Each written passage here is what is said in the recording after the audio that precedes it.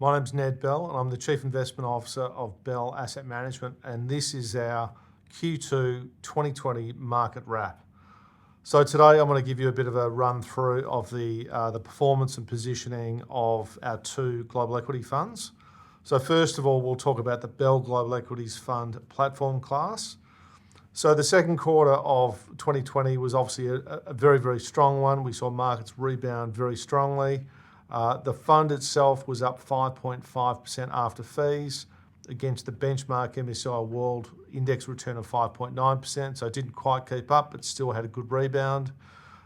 In terms of the performers that drove the fund over the time period, we had some very good stock selection. So stocks like Yeti Holdings, Enghouse Systems, Lowe's, Align Technology, Tektronic Industries and Tractor Supply, all up over 50% in the quarter. So great rebounds off the March lows.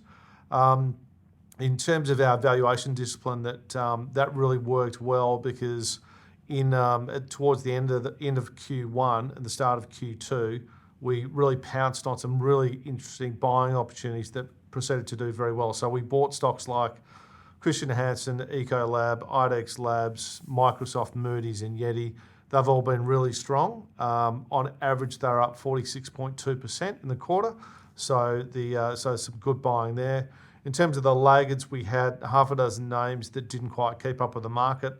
No major issues with the companies. Stocks like Becton Dickinson, Rogers Communications, Checkpoint Software, Unilever and Fireserve. Again, generally more lower beta names didn't quite keep up with the growth splurge, if you like, that we saw in Q2.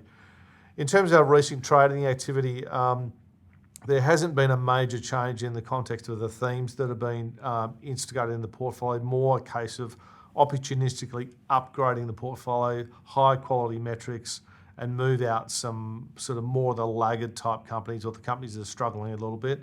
So we've introduced names like Booz Allen Hamilton, GlaxoSmithKline, Hershey, big in the confectionery space, and actually Spark New Zealand, the four names that we introduced in Q2. On the sell side, we exited our positions in Acer Abloy, Loomis, Raytheon Technologies, SEI Investments, and Synchrony Financial. So again, the net effect was we basically improved the quality of the portfolio without paying a huge premium, which is what we want. From a portfolio positioning perspective, again, we haven't changed materially. We're still quite overweight sectors like healthcare and consumer staples, and underweight things like financials, energy and real estate. Those are probably the biggest sector skews. And from a regional perspective, still quite overweight Europe, about 8.5% overweight Europe. That's more a reflection of stock-specific opportunities, where we're finding the best value for money. And still quite underweight Asia Pacific. We're still struggling to find good opportunities at good prices within Asia Pac. At a more a size perspective, we also remain quite overweight in the small mid-cap space. So we've got upwards of 40% of the portfolio in the small mid-cap sector. That is still a great opportunity from our perspective. As an asset class, it's lagged quite materially over the last 3 years, and the relative valuation characteristics and arguments are still very positive. So we're still finding good value there.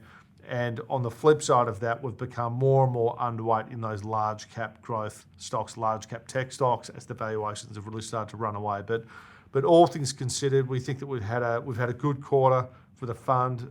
It rebounded strongly in a strong market, so we weren't completely left behind.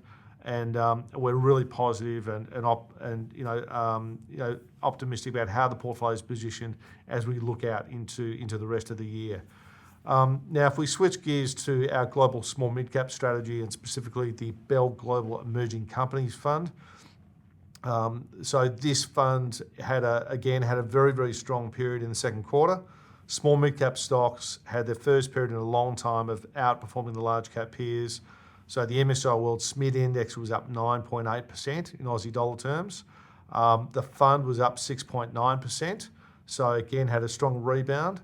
In the 6-month period or the calendar year-to-date period, we've outperformed quite meaningfully. The fund it's down 0.9% versus the index return of down 9.2%. So 8.3% outperformance in obviously what's been an incredibly volatile 6-month period. And again, if we look at some of the better performers, it's stocks like Yeti Holdings, House Systems, Align Technologies, Tractor Supply and Tectronic Industries, all up 50% or more. So some great performance there. In terms of the trade activity, again, some of the March drawdown created some great buying opportunities for the SMID strategy. We picked up names like Christian Hansen, IDEX Labs, O'Reilly Automotive. They were all up by more than 36%. So green, again, being opportunistic really paid off.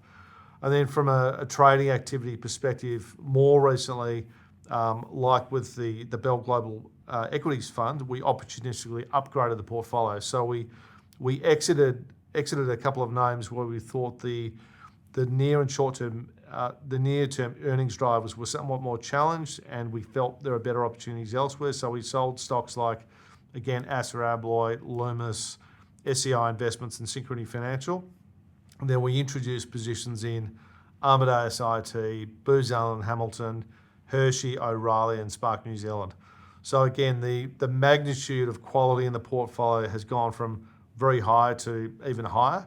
And we think that set us up for a great backdrop as we head into the second half of the year and 2021. From a positioning perspective in the small mid-cap strategy and this fund in particular, we've decided to take a slightly more, increase our bias a little towards the mid-cap part of the market. And the reason for that being that we're finding better earnings stability in those mid-cap stocks and far less valuation risk.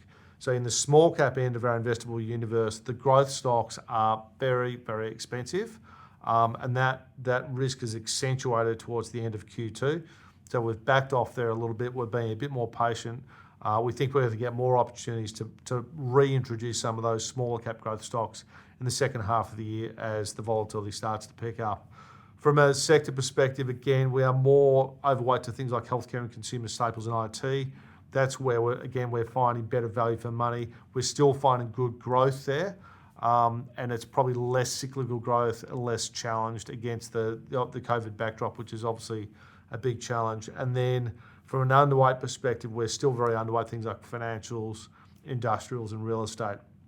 But all things considered, the portfolio has very strong quality characteristics, so much higher levels of return on equity, much less levels of leverage, which is incredibly important.